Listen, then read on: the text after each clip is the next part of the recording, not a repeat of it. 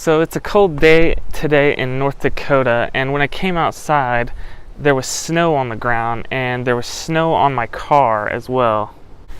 As you can see though, the snow has since melted and there's no snow anywhere on the ground, thank goodness, because I didn't exactly want to be hobbling around on crutches.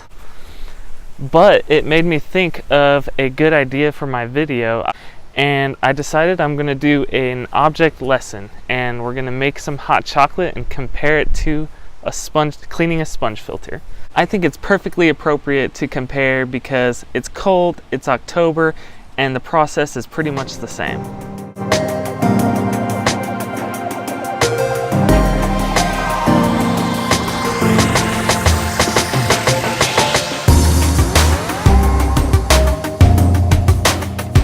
There we go, all done.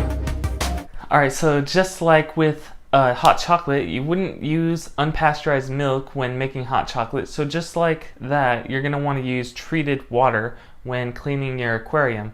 And when I say treated, I mean dechlorinated water, because the chlorine in tap water will kill the beneficial bacteria growing on your filter, which is what filters your aquarium.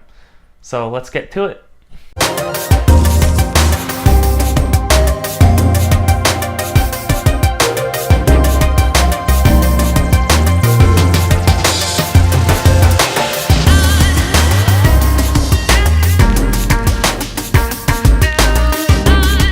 Look at how gross that is.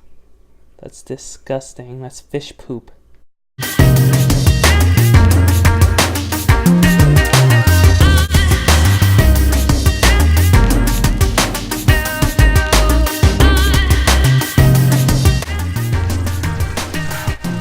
Alright, so if you're wondering what kind of sponge filter I use, it's a Hikari sponge filter. And I'll post a link right here, a YouTube card, so you can check out that review.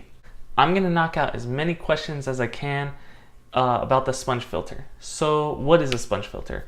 It's just like any other filtration. It's an object that provides surface area in your aquarium and creates water to pass through it.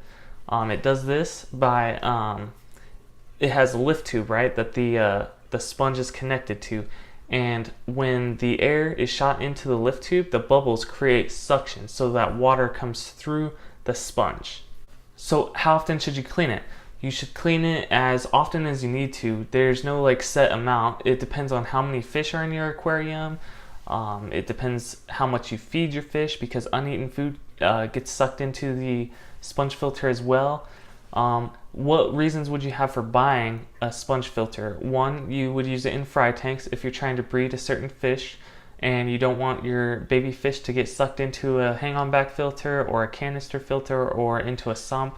You would use a sponge filter. It's also good for high oxygen, because those bubbles bursting on the surface of the water, that agitation on the surface is what creates oxygen in an aquarium. It's not actually the bubbles itself, but the surface agitation. Also, you would use a sponge filter if you have an axolotl. Axolotl don't like high flow and they need a lot of filtration, so a sponge filter gives you exactly what you need for an axolotl as far as filtration goes. The same thing can be used for a betta. A betta doesn't necessarily like high flow rate as well. So what's some cons of the sponge filter? Well, they have low flow rate, so in a bigger aquarium they're gonna really struggle on polishing that water. They're super ugly, and they're a submersible filter, so they're just always there in your aquarium, and aquariums are typically meant to look nice. If you have a smaller sponge filter, you can hide it behind plants or maybe some driftwood or rocks. Real fast, versus a hang-on back filter. Hang-on back filters, typically they have more flow, so I think for bigger aquariums they're better at polishing the water. All aquarium filters do pretty much the same thing. A sponge filter versus a canister filter or a power filter. It's the same thing as a hang-on back. Bigger aquariums are going to need more flow. You're going to need the sponge filter. You're going to need multiple sponge filters for a bigger aquarium. Ironically though, if you do have a big aquarium and you're filtering, say you throw 3 sponge filters into that aquarium, it's probably going to filter your aquarium cheaper than a canister filter is. But a canister filter, in my opinion, is for bigger aquariums, and it creates more flow. Where do you buy a sponge filter? You can buy it online on Amazon. I'll post a link in the description below. At the time of making this video, it was only about $9.50, so it's super cheap. You're gonna need an air pump and you're gonna need airline tubing. I'll post a link for those as well on Amazon. You're gonna want to buy a pump that is rated for the size in gallons of your aquarium. Next question, can you use a sponge filter in a 40-gallon tank? Yes, I think you can. Once you start getting into 40-gallon, you are going to start having to worry more about the flow issues. Can you use a sponge filter in a 55-gallon? And I say yes, you can. This is actually a 55-gallon.